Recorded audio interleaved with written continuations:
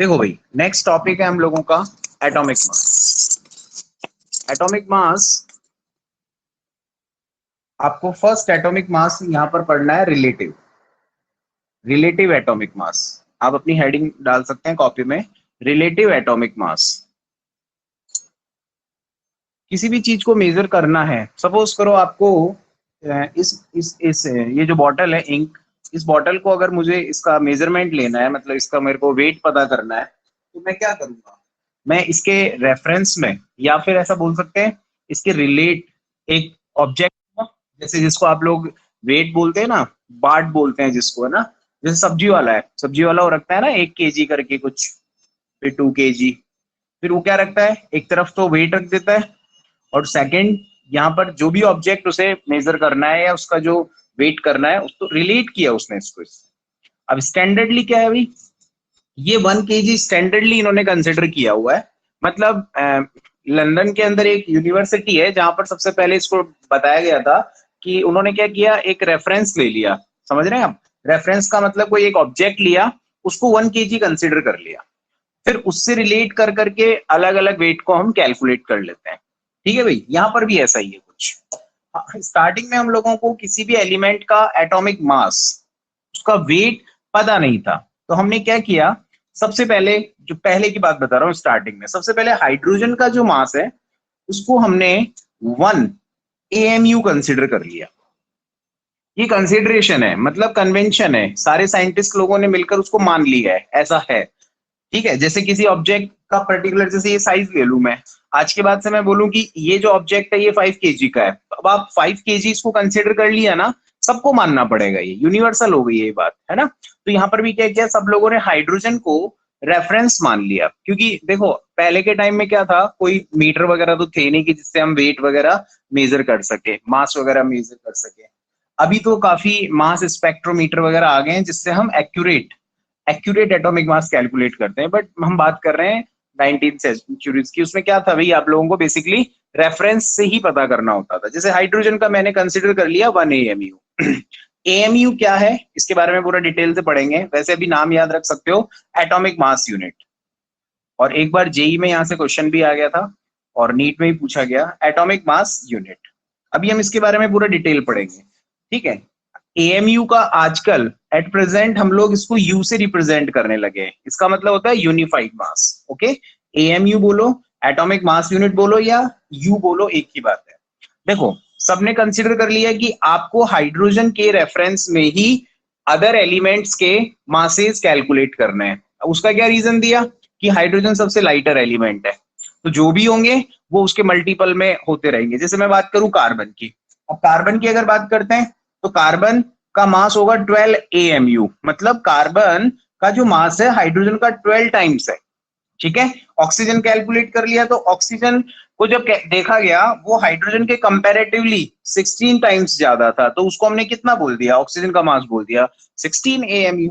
मतलब आपने क्या किया, आपने एक रेफरेंस ले लिया हाइड्रोजन, और उस हाइड्रोजन के बेसिस पर आपने अदर एलिमेंट्स के मास फाइंड आउट कर लिए, इसीलिए हम इसको क्या बोलते हैं, रिलेटिव एटॉमिक मास। ठीक बात है। चलो, 1961 के अंदर फिर कन्वेंशन इन लोगों ने चेंज कर दिया, फिर कन्वेंशन क्या ले लिया, कार्बन ले लिया। मतलब अब फर्दर जो भी मासेस कैलकुलेट करेंगे वो हम कार्बन के अकॉर्डिंग करेंगे, पहले हाइड्रोजन के अकॉर्डिंग करते थे। अब आप पूछ सकते हैं कि सर चेंज क्यों कर दिया। चेंज करने का रीजन ये था कि ये अबेंडेंट मेटल है, सॉरी नॉन मेटल है, मतलब मोस्ट ऑफ ऑब्जेक्ट्स में ही मिल जाता है। ठीक है, एक आइसोटॉप्स का भी कंसेप्ट दिया जाता है कि इसके आइसोटॉप्स कम होते हैं। ठीक है, थोड़ा रिएक्टिविटी इसकी कम है ना, लेस रिएक्टिव है, किससे रिएक्शन नहीं करता। ऐसे 3-4 रीजन है जिसके बेसिस पर हम लोग बता सकते हैं कि हाइड्रोजन के कंपैरेटिवली कार्बन ज्यादा सूटेबल है रिलेटिव के लिए। ठीक है भाई, तो सबसे पहले हम क्या करते हैं, रिलेटिव एटॉमिक मास की डेफिनेशन लिख लेते हैं। एग्जाम में नहीं पूछेंगे, मैं फिर कह रहा हूँ, एग्जाम से जो क्वेश्चन आएगा वो एएमयू से आएगा, यहाँ सिर्फ इसलिए क्योंकि ये इनिशियल है, स्टार्टिंग था मास के लिए। तो लिख लेना जरा इसकी डेफिनेशन रिलेटिव की, the atomic mass, the atomic mass of an element of an element is the number of times of an atom of that element is heavier than heavier than an atom of carbon 12। Carbon 12 का मतलब क्या है? Carbon के 3 isotope है nature में, C12, C13, C14। ठीक है, तो हम लोग 12 को ले रहे हैं यहाँ पे, 12 कर रहे हैं क्योंकि इसकी में मिलता है, नेचर में काफी ज्यादा मिलता है, ये कम मिलता है, ये बिल्कुल बहुत कम मिलता है। तो C12 मास हमने क्या ले लिया? रेफरेंस ले लिया। अब जितने भी मासेस होंगे हम इससे रिलेट करके कैलकुलेट करते हैं इस टाइप से। तो डेफिनेशन थोड़ा सा दिमाग में रखिएगा कि सबसे पहले तो हाइड्रोजन को कंसीडर किया इन्होंने और उससे रिलेट करके बाकी एटम्स के एटॉमिक मासेस कैलकुलेट किए। ठीक है, फिर ये कर दिया। ये फर्स्ट रिलेटिव एटॉमिक मास जो किसी काम का नहीं है, इसको अवॉइड कर देना। Second very important, atomic mass unit AMU first हो गया। सेकंड हेडिंग लिखिएगा एटॉमिक मास यूनिट। यहां से क्वेश्चन 100% आता रहता है। AMU फुल फॉर्म लिख लेना, एटॉमिक मास यूनिट। ठीक है, और अभी इसको क्या लिखने लगे हैं ये लोग? U लिखते हैं, यूनिट, यूनिफाइड मास। ठीक है, U से रिप्रेजेंट करते हैं, तो ये तीनों एक ही बात है, ऑब्लिक करके इसको लिख देना। अब जरा गौर से सुनिएगा, अभी मैंने आपको समझाया, एक चीज देखना अब यहाँ पे है ना, कुछ हम बेसिक की बात करेंगे फिर उसमें आगे जाएंगे। चलो हेडिंग के बाद सुनना भी। देखो यहाँ पर हम लोगों को क्या करना है, एक एलिमेंट लेना है। सपोज करो कार्बन का एक मैंने एटम ले लिया, कार्बन एटम, C एटम। अब कार्बन एटम की अगर हम बात करते हैं तो इसका जो मास होगा वो 12 ग्राम है। सपोज करो, सपोज क्या करना है ही 12 ग्राम इसका एटॉमिक मास है। ओके, सेकंड क्या है, इस 12 ग्राम के अंदर अगर आपको पार्टिकल्स देखना है, मतलब कि पर्टिकुलर एक एटम जो है कार्बन एटम, मतलब सिंगल कार्बन एटम है, उसका मास कितना है? 12 ग्राम। उसमें नंबर ऑफ पार्टिकल्स कितने होंगे? कल बताया था मैंने 6.022 into 10⁻23 number of carbon atom. ठीक है, और इसी को क्या बोला गया? 1 मोल बोला गया। ठीक है, मतलब ये तीनों एक ही बात है। जैसे मैं आपको बोलूं कि आप मेरे लिए ना 1 दर्जन बनाना लेकर आए, तो आप क्या करेंगे? मैं बोल दूं 1 दर्जन, मैं बोल सकता हूँ 12 बनाना लेकर आए, या फिर मैं उनका वेट कर लूं कि कुछ 1 केजी मान लेते हैं ना, 1 केजी बनाना लेकर आए। तो तीनों को बोलने का मतलब एक ही है। ऐसा ही यहां पर है, 1 मोल कार्बन एटम बोलो, 1 मोल ऑफ कार्बन एटम बोले, या फिर बोलिए कि मोल ना बोलकर आप क्या बोल दो, उसकी क्वांटिटी बोल दो कि इतने पार्टिकल्स लेकर आइए आप। ठीक है, या फिर उसकी क्वांटिटी आप बोलो 12 ग्राम के अंदर लेके, तीनों को बोलने का एक ही मतलब है। ठीक है भाई, सिंपल है। सपोज ऑक्सीजन के लिए बात करनी हो ऐसी, ऑक्सीजन एटम, ऑक्सीजन एटम को मैं 3 टाइप से इसके मास को डिफाइन कर सकता हूँ, मतलब इसका वेट या क्वांटिटी, उसको मैं 3 टाइप से रिप्रेजेंट कर सकता हूँ। जैसे इसका मास होता है 16 ग्राम, तो 16 ग्राम ऑफ ऑक्सीजन बोलूं, या फिर 6.022 into 10⁻23 number of oxygen atom बोलूं, या फिर क्या बोलूं 1 मोल ऑफ ऑक्सीजन एटम। ये बात हमेशा ध्यान रखिएगा, इन तीनों को बोलने का एक ही मतलब है, बस यूनिट डिफरेंट हो गई है। यहाँ ग्राम में एक्सप्रेस कर रहा हूँ, या नंबर की फॉर्म में एक्सप्रेस कर रहा हूँ, और यहाँ एक्सप्रेशन किस फॉर्म में है, या मोल की फॉर्म में। तीनों को कहने का एक ही मतलब है। यहाँ तक तो कोई डाउट नहीं है आप लोगों को? ठीक है, अब हम इससे आगे स्टार्ट कर रहे हैं। देखो भाई, इसको आप चाहें बाद में नोट करना, मैं इसको अभी मोल कंसेप्ट में और एक्सप्लेन करने वाला हूं, तो ये बात एक ही है। अब समझिएगा जरा, देखो क्या होता है, इन लोगों ने रेफरेंस, मतलब इन्होंने कंसिडर कर लिया है ना, इन्होंने मान लिया इस चीज को। क्या मान लिया? कि मास ऑफ, ये मान लिया है इन्होंने ना, mass of C12 atom, carbon 12, 12 मतलब आइसोटॉप है उसका, है ना, उसका मास 12 लेना है, तो उसका मास जो है उन्होंने कंसिडर कर लिया 12 AMU।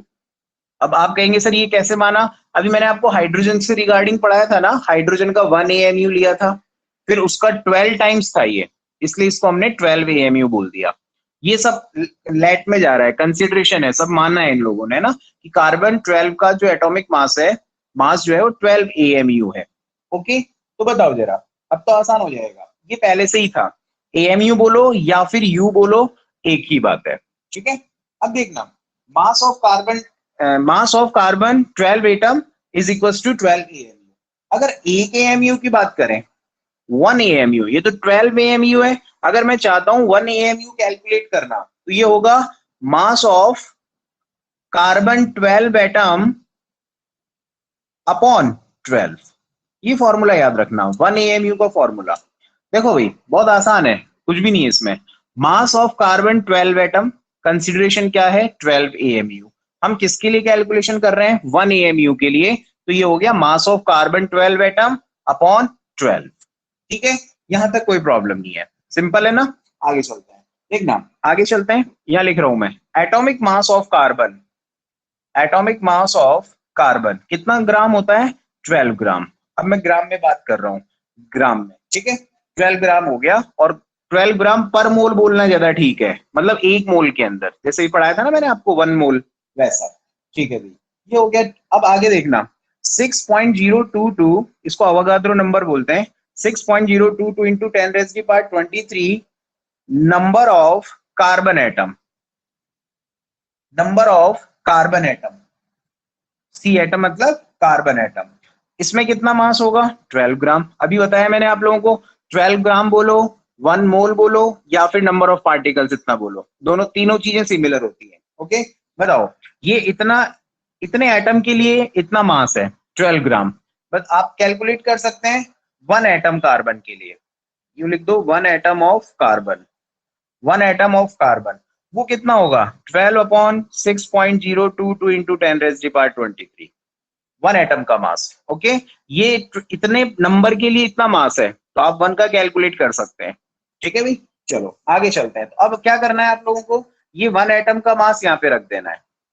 ठीक है, मास ऑफ कार्बन 12 एटम, ये वाली वैल्यू मैं यहाँ पे पुट कर रहा हूँ।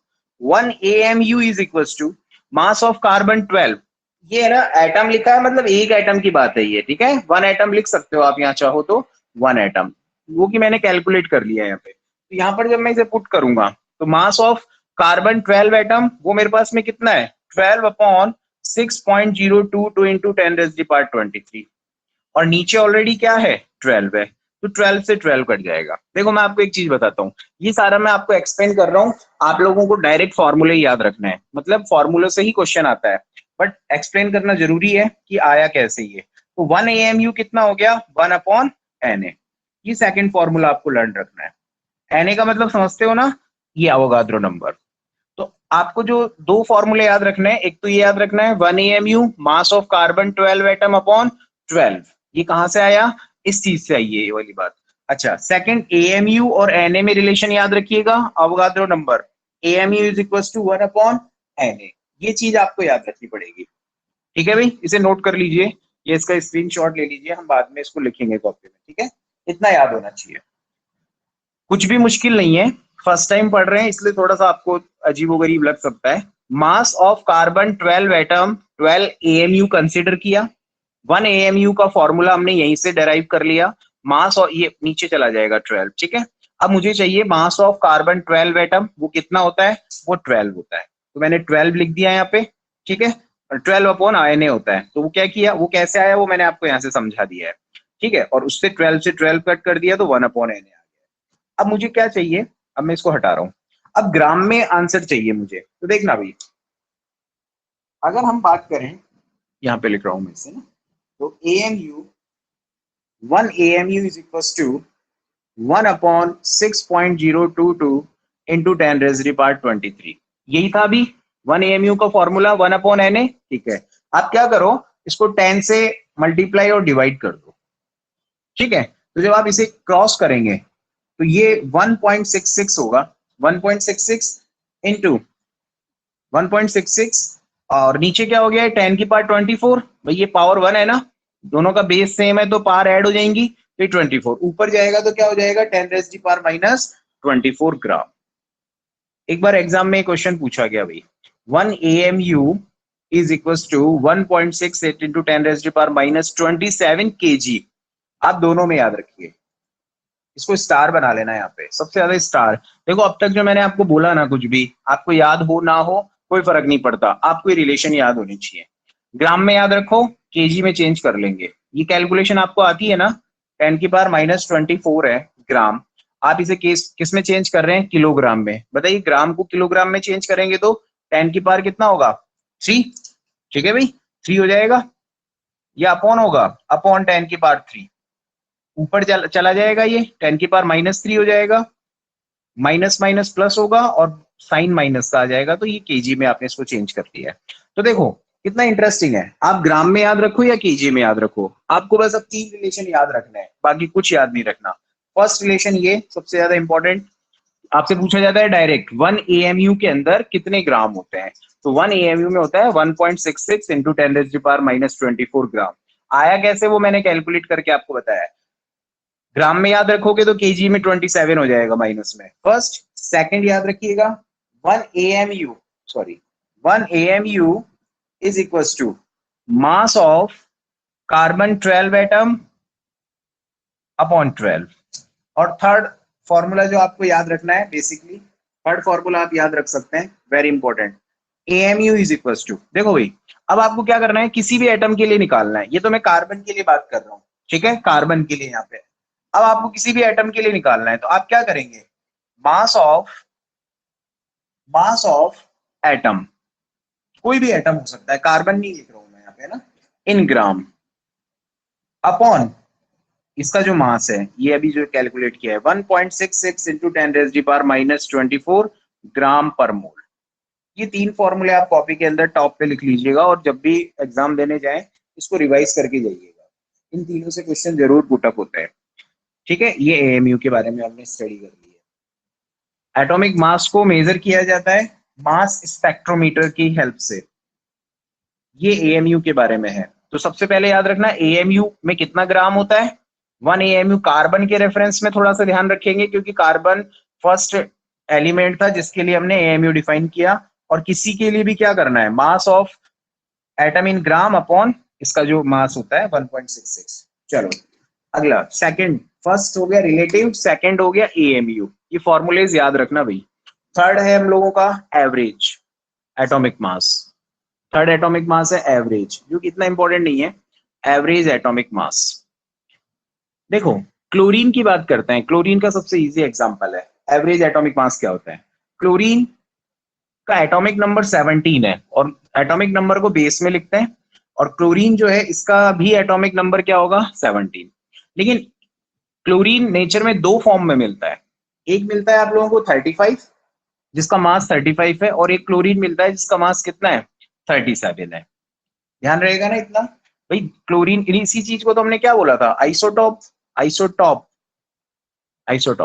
है ना, आइसोटॉप्स ऑफ क्लोरीन का मतलब समझ गए कि आइसोटॉप्स वो स्पीसीज होती हैं, सेम एलिमेंट है, एटॉमिक नंबर सेम होता है, डिफरेंट मास नंबर होता है। ओके, अब देखिएगा यहां पर क्या होता है, ये वाला जो क्लोरीन है 35 जो मास है उसकी अकरेंस नेचर के अंदर 75% होती है, ध्यान रखिएगा, एक एग्जांपल याद रखो, और जो 37 है उसकी अकरेंस नेचर में 25% है, या इसको 3 पार्ट बोल दो, इसको 1 पार्ट बोल दो, ऐसा भी बोल सकते हैं।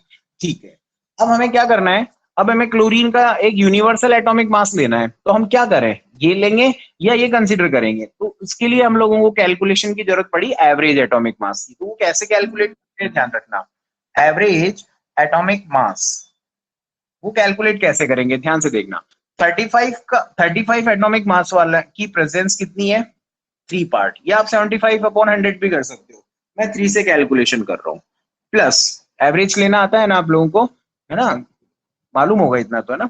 अब देखिए 37 का कितना मिल रहा है हम लोगों को, 1 मिल रहा है, यानी 25% मिल रहा है, अपॉन टोटल मास 2 है ना, तो क्वांटिटी से डिवाइड कर देते हैं, अपॉन सॉरी 3 + 1 कितना हो गया, ये रहा, इसकी क्वांटिटी मिल रही है 3, इसका मिल रहा है 1, तो ये इसको जब आप कैलकुलेट करेंगे तो ये होगा 35.5 U, आप डायरेक्ट याद रखो इसको। तो क्लोरीन का जो एटॉमिक मास आज के बाद से आप कंसीडर करेंगे वो कितना करेंगे, 35.5, और ये इसका हो गया एटॉमिक नंबर। तो आपने देखा होगा जनरल न्यूमेरिकल्स में हम यही वैल्यू यूज करते हैं, जबकि नेचर में दोनों है, 35 भी है तो 37 भी है, लेकिन हम लोगों उसको एवरेज की फॉर्म में कैलकुलेट करके हमने ये रिजल्ट निकाल लिया है। तो ये एक एग्जाम्पल नोट कर लें बस, इसमें कोई कुछ नहीं पूछेगा आपसे, जहां से क्वेश्चंस पुटअप होते हैं, हम उस टॉपिक को थोड़ा फोकस करेंगे। यहाँ से सिर्फ इतना ध्यान रखना कि एवरेज कैसे आया, वो आता है परसेंटेज के बेसिस पे, कौन कितना परसेंटेज है।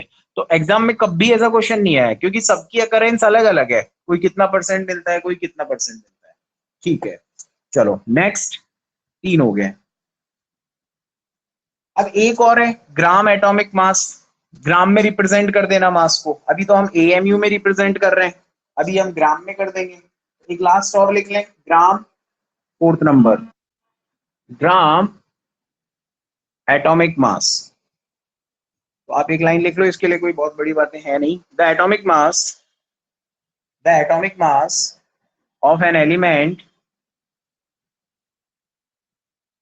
expressed in gram, ठीक है, is called gram atomic mass. ध्यान रखिएगा, ग्राम में रिप्रेजेंट कर दें, 12 ग्राम हो गया, 18 ग्राम हो गया, इस टाइप से। अगला हेडिंग लिखेंगे molecular mass. Molecular mass, molecular mass का मतलब आपने 9th क्लास में पढ़ा है, कोई वाटर मॉलिक्यूल ले लो H2O, इसका मॉलिक्यूलर मास निकालना है, मतलब इसमें कितने एटम्स हैं पहले तो वो देखो। हाइड्रोजन है, हाइड्रोजन और ऑक्सीजन, इनके मास का क्या कर दो, सम कर दो। सिंपल सा कंसेप्ट है। हाइड्रोजन का एटॉमिक मास 1 होता है, ठीक है, सेकेंड हाइड्रोजन है उसका भी 1 होगा, और ऑक्सीजन का कितना होता है 16, इसको सम कर दिया तो कितना हो गया 18U। ये आंसर याद रखिएगा, 18U वाटर का मॉलिक्यूलर मास है। मॉलिक्यूलर मास को अगर एक लाइन में डिफाइन करेंगे तो molecular mass is the sum of atomic masses of all atoms that are present in a molecule. एक मॉलिक्यूल में जितने भी एटम्स प्रेजेंट हैं उन सबके मास को ऐड करो। ठीक है भाई, आगे चलते हैं, इसको नोट कर लीजिएगा। किंग ऑफ केमिकल का नाम सुना है आपने, king of acid, king of chemical. H2SO4 को बोला जाता है किंग ऑफ केमिकल, या फिर किंग ऑफ एसिड भी बोलते हैं उसको, H2SO4। ये बहुत बार यूज होता है इसका मॉलिक्यूलर मास, तो मैं चाहता हूं कि आप इसको डायरेक्ट याद रख लो, हालांकि मैं कैलकुलेट करके बताता हूं कितना होगा। देखो हाइड्रोजन कितना है, 1 है, एक हाइड्रोजन का मास 1 है, यहाँ टोटल हाइड्रोजन है 2, तो इस हाइड्रोजन H2 का मॉलिक्यूलर मास हो गया 2, प्लस सल्फर, देखो सल्फर का एटॉमिक नंबर 16 होता है, मास इसका अप्रोक्स मतलब डबल है, जनरल केसेस में डबल ही मिलते हैं, आपको पता है एक बात, ये 32 हो गया, प्लस 16 एक ऑक्सीजन का है तो ये कितनी है 4 है, ठीक है, 2 प्लस 32 प्लस 64, इसको जब आप ऐड करेंगे तो ये कितना होगा 98U। आज के बाद डायरेक्ट याद रखना, क्योंकि 1 मिनट के क्वेश्चन में हम लोगों को टाइम मिलता नहीं है, पता चला हम इसी में ही आधा मिनट खर्च कर दिए। H2SO4 कॉमनली यूज होता है, 98U इसका क्या होता है एटॉमिक मास होता है, ठीक है भाई, किस ये सॉरी मॉलिक्यूलर मास होता है, क्योंकि मॉलिक्यूल बना ना। अच्छा नेक्स्ट, किसी का भी कैलकुलेट कर सकते हैं आप, मैं कुछ जनरल मासेस लिखा देता हूँ आपको यहाँ पे, है ना, तो आप इधर साइड में लिख लेना। हाइड्रोजन का 1 यूज करना है, एटॉमिक नंबर भी 1 है, ठीक है, कार्बन आता है generally 12, oxygen 16, nitrogen 14, aluminium 27 use करना है, नंबर तो कितना होता है 13, तो डबल मत करना इसमें, ठीक है।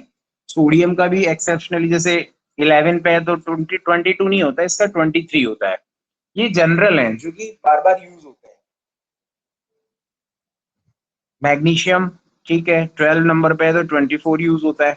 कैल्शियम 40 है, और आर्गन का भी 40 है, ध्यान रखना, इनका एटॉमिक नंबर अलग अलग है, इसका एटॉमिक नंबर कितना है 20, और इसका एटॉमिक नंबर कितना है 18। तो देखो यहाँ पर एक छोटा सा कंसेप्ट होता है आइसोबार के लिए, आइसोबार, अभी हमने आइसोटॉप पढ़े थे, आइसोटॉप के अंदर क्या पढ़ा था, एटॉमिक नंबर सेम था, 1H1 1H2 1H3, these are the isotope of hydrogen, 1 1 1, same atomic number but have different atomic mass। But यहाँ उल्टा है, यहाँ पर एटॉमिक नंबर डिफर है और मास क्या है सेम, आइसोबार, याद रखना। नीट में ऐसे छोटे मोटे क्वेश्चन पूछते ही रहते हैं ये लोग, बेसिक नॉलेज से रिलेटेड।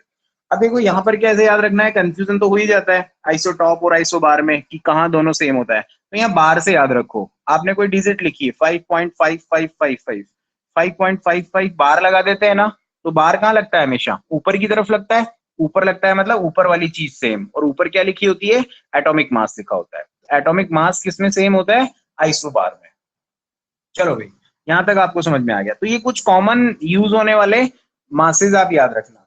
ग्लूकोज है, ग्लूकोज का नाम सुना होगा आपने, C6H12O6, ये ग्लूकोज है। इसका फॉर्मूला भी याद होना चाहिए। अब इसका मास कैलकुलेट करने के लिए टाइम कंज्यूम होगा, डायरेक्ट याद रखना 180U।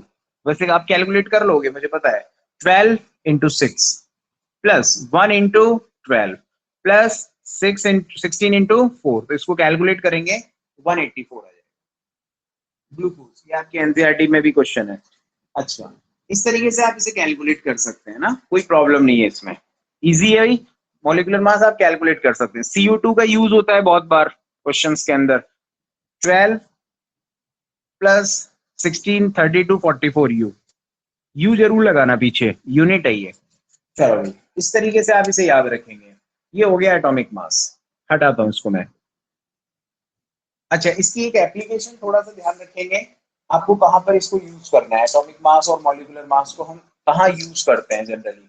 तो देखना भाई क्या करना होता है, आप लोग एक चीज ध्यान रखेंगे यहाँ पर, मैंने लिखा NaCl, सोडियम क्लोराइड, या वाटर लिखा, या CO2 लिखा, ठीक है, इस टाइप के मैंने कुछ कंपाउंड्स लिख दिए हैं। अब क्या होगा, आपसे पता है क्या पूछेंगे वो, आपसे एक एटम के बारे में पूछ लेते हैं कई बार, जैसे एनसीईआरटी का first question he I think यही है, फर्स्ट या सेकंड क्वेश्चन, एक एटम के बारे में पूछते हैं। तो इसको करने का एक तरीका है, सोडियम का मास लिखो ऊपर, नीचे टोटल मास इनटू 100 कर देना। जैसे सोडियम का कितना होता है मास 23, और टोटल मॉलिक्यूलर मास कितना हो गया, ये इसका 23 है और ये 35.5 है।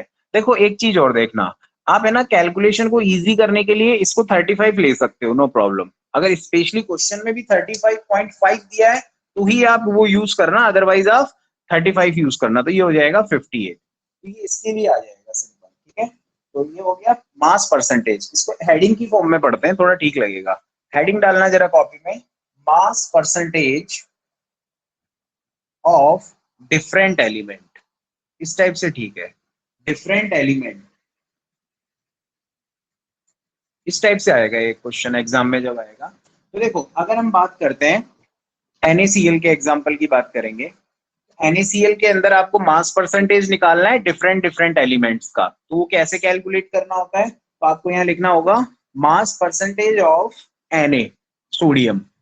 ओके, तो क्या करेंगे, Na का मास है ना, particular mass of that element in A compound, अगर फॉर्मूला कोई लिखना चाहे तो लिख सकता है, mass of that element in the compound upon total mass into 100, ठीक है। तो यहाँ थोड़ा सा लिख लेते हैं यार, लिख लेंगे जरा, mass of that element, mass of that element upon, क्योंकि फर्स्ट टाइम पढ़ रहे हैं तो लिखना ठीक है, बाद में हम डायरेक्ट यूज करेंगे, टोटल मास। और प्लीज ये हम परसेंटेज ले रहे हैं तो इंटू 100 जरूर लगा देना। अब देखो यहाँ पे कितना आसान हो गया है, ये Na है, इसका मास होता है 23, और NaCl के अंदर मोलिकुलर मास कितना हो गया, टोटल जो मास है वो आपने निकाल ले, आप कैलकुलेट कर सकते हैं कैसे, 58 हो गया, क्योंकि इसका मास है 23 प्लस इसका है 35, तो ये हो गया 58 इनटू क्या होगा 100। ओके, यहाँ पर आप लोग इसको कैलकुलेट करना, मास परसेंटेज ऑफ Cl, इसको कैसे कैलकुलेट करेंगे, Cl का एटॉमिक मास 35 यूज करना अपॉन टोटल मास 58 इंटू 100, कुछ आएगा समथिंग। तो आप लोग इसको जब प्लस करेंगे तो उसका रिजल्टेंट 100 आना चाहिए, बस इस तरीके से आप इसे चेक कर सकते हैं, ठीक है, ये आप नोट कर लें।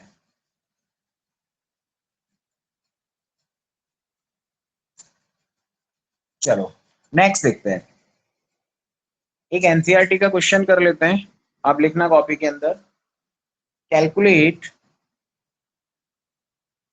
Mass percentage of different element in sodium sulphate. अब उन्होंने क्या किया, फॉर्मूला ही दे दी, फॉर्मूला नहीं दिया, एक नेम दे दिया, आप फॉर्मूला आसानी से बना सकते हो, देखना कैसे, सोडियम बोला है मतलब Na, सल्फेट बोला है मतलब SO4, ओके, इसकी वैलेंसी होती है 1, SO4 पे चार्ज कितना होता है -2, क्रॉस मल्टीप्लाई करेंगे तो क्या हो जाएगा Na2SO4, ये हो गया सोडियम सल्फेट, कैलकुलेट कर सकते हैं इजीली, ठीक है। एक मैं बताता हूं फिर आप कर लेना, देखो भाई यहाँ लिखना आप लोग मास परसेंटेज ऑफ Na, वो कैसे कैलकुलेट होगा? इस पूरे कंपाउंड के अंदर Na का कितना मास है, तो देखना यहाँ पर Na का कितना मास है, 23 नहीं है, यहाँ Na 2 है, तो ये कितना है 23 इंटू 2 अपॉन टोटल मास। कैलकुलेट कर सकते हो आप लोग, इसका टोटल मास इजीली कैलकुलेट होगा। सोडियम का करना, सल्फर और ऑक्सीजन, ठीक है, तो इसको जब आप कैलकुलेट करेंगे तो 164 होगा। बता देता हूं एक बार, 23 इंटू 2 प्लस सल्फर 32 प्लस 64, इसको जब ऐड करेंगे तो 164 होगा। और टोटल मास हो गया इंटू 100 कर दे, Na का जो परसेंटेज आ जाएगा यहाँ पर कैलकुलेट कर लेना। सिमिलर थिंग आप रिपीट करेंगे, मास परसेंटेज ऑफ Na के बाद क्या है, सल्फर का कैलकुलेट कर लेना। क्या करेंगे, सल्फर का mass 32 upon total mass into 100, okay. और लास्ट आप ऑक्सीजन का पता करें, mass of oxygen is equal to, एक ऑक्सीजन का नहीं, उस पूरे कंपाउंड में कितना मास है ऑक्सीजन का, तो वो 64 है, ठीक है, 4 है ना, इस वजह से 164 इंटू 100, इनका कुछ कुछ मास आएगा। आप क्या करना, उसको ऐड करना, तो वो 100 होना चाहिए, बस इतना सा ध्यान रखना। ये आंसर चेक कर सकते हैं आप, तो ये इस तरीके से आप इसे कैलकुलेट करेंगे।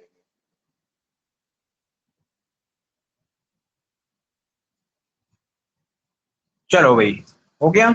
ये हमने एटॉमिक मासेस के बारे में पूरा पढ़ लिया जितना हमारे सिलेबस में है। नेक्स्ट टॉपिक लिखिएगा मोल कंसेप्ट, स्टार बना के, वेरी इंपॉर्टेंट, मोल कंसेप्ट।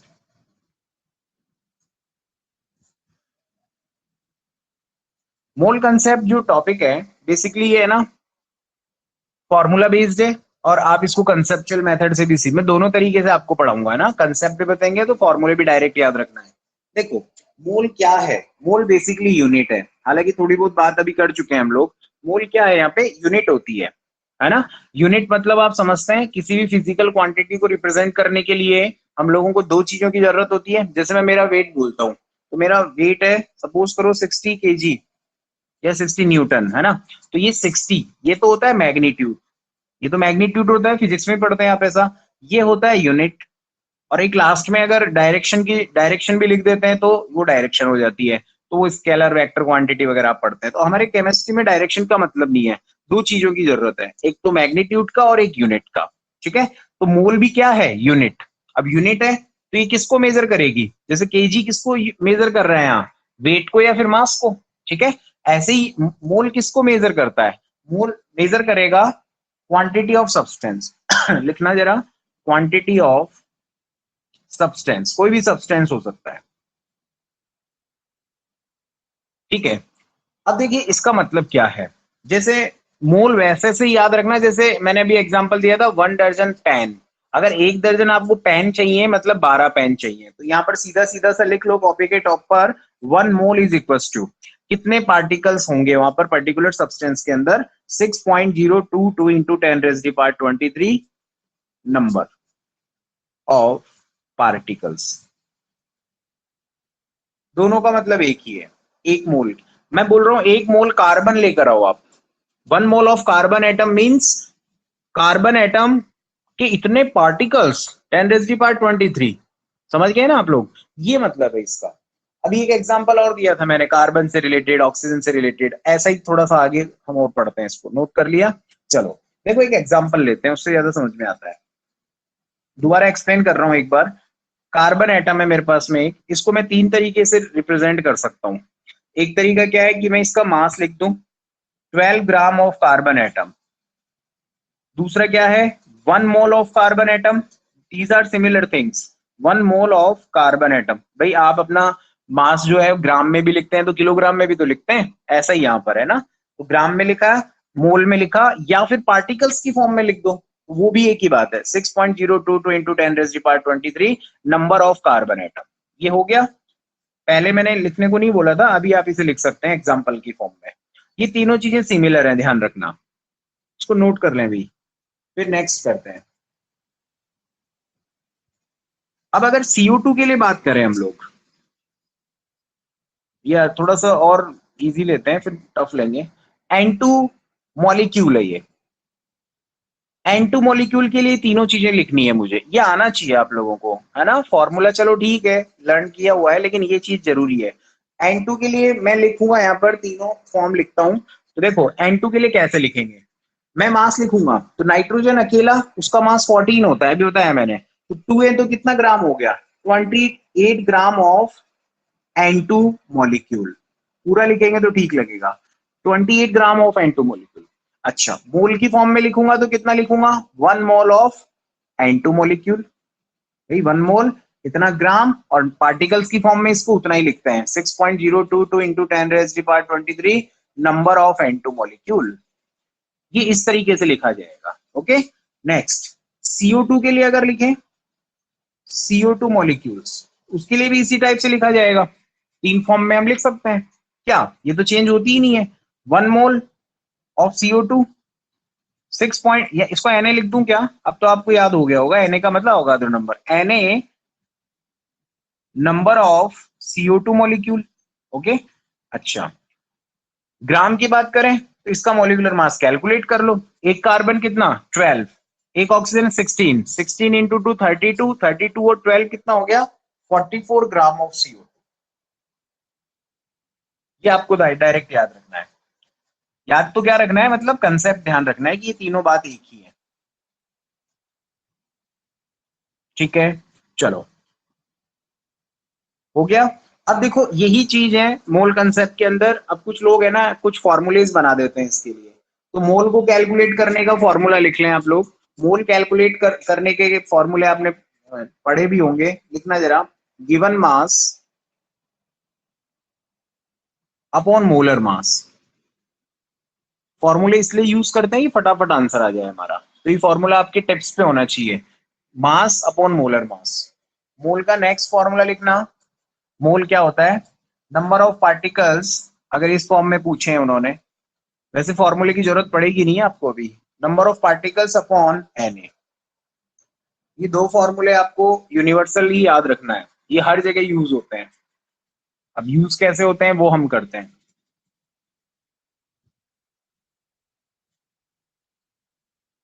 हो गया, तो ये दो फॉर्मूले, अब देखो क्वेश्चन बिल्कुल बेसिक से लेते हैं हम लोग, है ना, calculate mole of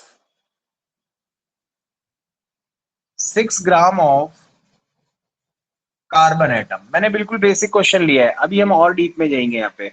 6 gram carbon atom के अंदर हमें क्या पता करना है, मोल पता करना है, तो दो तरीके हैं हमारे पास, बिल्कुल बेसिक। देखो मोल डायरेक्ट कैसे कैलकुलेट करेंगे, मोल कैलकुलेट कर सकते हैं, बताओ मोल का फॉर्मूला मास, मास गिवन है, आप यहाँ ब्रैकेट में ग्राम लिख सकते हो, ये ग्राम में ही देंगे हमेशा, तो ग्राम कितना हो गया 6 हो गया। तो अब जरा खुद से सोचिए, मोलर मास है, अब कार्बन का एटम बोला है ना, तो एक अकेले कार्बन का मास कितना होगा 12, तो 0.5 आंसर होगा इसका। ठीक है बिल्कुल बेसिक। अगर हम अपने कंसेप्ट से बात करें तो क्या होगा देखना, कार्बन के लिए मैं क्या लिख सकता हूं, कार्बन एटम के लिए मैं ऐसा लिख सकता हूं क्या कि 12 ग्राम ऑफ कार्बन एटम,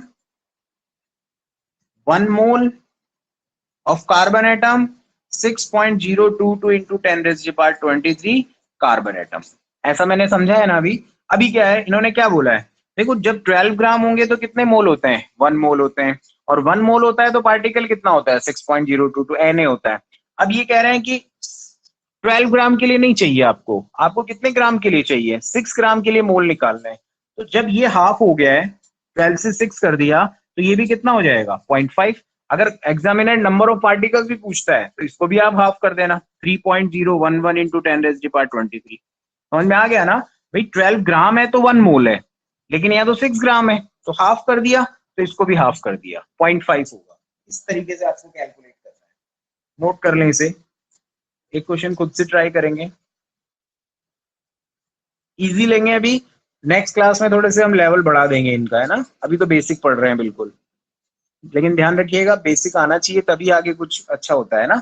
अब लिखना जरा एक क्वेश्चन, 88 ग्राम ऑफ, यहाँ लिखते हैं नंबर ऑफ पार्टिकल्स, ये क्वेश्चन है आप लोगों का, नंबर ऑफ पार्टिकल्स, अभी मैं इजी ले रहा हूं, number of particles in 88 gram of CO2 gas. Okay तो दोनों तरीके से सॉल्व करेंगे, है ना, कंसेप्ट क्लियर हो जाएगा उससे। क्या होगा देखो, सेकंड थिंग, फर्स्ट मैं अपने कंसेप्ट से बता देता हूं, फिर आप अपने फॉर्मूले से यूज करना। CO2 की बात कर रहे हैं तो CO2 को मैं तीन फॉर्म से लिख सकता हूं, वैसे एक फॉर्म और बताऊंगा मैं लीटर वाली, अभी नहीं कल। अभी CO2 के लिए मैं 3 फॉर्म क्या लिख सकता हूँ, इसका मोलर मास कितना, 44 ग्राम। ओके, ग्राम की फॉर्म में 1 मोल और Na पार्टिकल्स। ओके, अब ये क्या कह रहे हैं कि आप 88 ग्राम के लिए बताओ, मतलब आप क्या कर रहे हो, 44 की डबल कर रहे हो, मतलब ये 88 ग्राम हो गया। तो ये भी कितना हो जाएगा, 2 मोल हो जाएगा। तो ये भी कितना हो जाएगा, 2Na हो जाएगा। समझ में आ गया क्या, 2Na का मतलब 2 इंटू 6.0, वो कैलकुलेशन का पार्ट होगा। यहाँ तक क्लियर है। अब देखो क्या होगा, अगर हम फॉर्मूले से कैलकुलेट करते तो थोड़ा लेंदी हो जाता। कैसे, फॉर्मूला आपने पढ़ा, mole is equal to mass upon molar mass. तो पहले तो आपको मोल निकालने पड़ेंगे, फिर सेकंड फॉर्मूले में नंबर ऑफ पार्टिकल्स वाले फॉर्मूला यूज करना, पहले मोल निकालो। तो मास कितना गिवन है, 88 अपॉन मॉलिक्यूलर मास CO2 का 44, तो ये कितना होगा, 2 मोल आए, ये तो मोल निकले हैं अभी, हमें पार्टिकल्स चाहिए तो हमें सेकंड फॉर्मूला यूज करना पड़ेगा, mole is equal to 2 upon Na। फिर इसको क्रॉस मल्टीप्लाई किया, क्योंकि मोल का वैल्यू 2 कैलकुलेट किया है, तो ये इधर x मान लेते हैं इसको, सॉरी x मान लेते हैं नंबर ऑफ पार्टिकल्स को, तो 2 इंटू Na। तो एक बहुत बेसिक सी कैलकुलेशन है, आप कर सकते हैं ना, ये 2 तरीके हैं इसको कैलकुलेट करने के। अच्छा एक तरीका और बताता हूँ, एक लाइन बताता हूँ, कॉमनली हम लोग जब पढ़ते थे हम लोग ऐसे ही बना लिया करते थे, लिखना जरा यहाँ पर। आपको अगर मोल पता चल जाए ना और पार्टिकल्स पूछें, तो आपको कुछ नहीं करना, एक काम करना है, दोबारा बोल रहा हूं, अगर आपको कैसे भी करके मोल पता चले और आपसे पार्टिकल्स पूछें, तो आपको एक काम करना है। आपको क्या करना है, एक लाइन याद करनी है, मोल हटाओ Na लगाओ, नंबर पाओ का मतलब समझते हैं क्या, पाना मतलब एक तरीके से उसको गेन कर लेना है ना। तो मोल हटा के अगर आप Na लगा देते हो तो आपको क्या मिल जाता है, नंबर। ये हमारे टीचर थे, उन्होंने बताई थी हम लोगों को, तो मुझे अभी तक भी ध्यान है, तो आप भी इसको, मैंने आपको भी डिलीवर कर दिया। मोल हटाओ Na लगाओ नंबर पाओ, मतलब क्या भाई, मोल कितना था मेरे पास में, 2 मोल था ना, मोल कितना आया, 2 मोल आया, मोल को हटा दिया मैंने, अब मुझे नंबर चाहिए, तो मोल हटा के क्या लगा दूंगा, Na। तो आप डायरेक्ट शॉर्ट फॉर्म तरीके से इसको कैलकुलेट कर सकते हो, 2Na आंसर हो जाएगा। ठीक है भाई, मोल निकालना है कुल मिलाकर आपको, उसके बाद अपने आप काम हो जाएगा। सिंपल है ना, कुछ भी मुश्किल नहीं है। आप थोड़ा सा इसको याद रखिएगा, बट फिर भी मैं फॉर्मूले एडवाइज इसलिए करता हूँ क्योंकि कई बार क्या होता है, कैलकुलेशन हम लोगों को जल्दी करनी होती है तो फॉर्मूले ठीक रहते हैं, ये इतना सब लिखना नहीं पड़ता, उससे डायरेक्ट आंसर आ जाता है। तो याद हो गया, मोल हटाओ Na लगाओ नंबर पाओ। ठीक है भाई, आज हम इतना ही पढ़ेंगे। नेक्स्ट क्लास कल, कल है तो संडे लेकिन हम क्लास लेंगे सुबह, ठीक है, मैं आपको टाइमिंग वगैरह मैसेज कर दूंगा, बाकी कल पढ़ेंगे भाई, ठीक है, थैंक यू।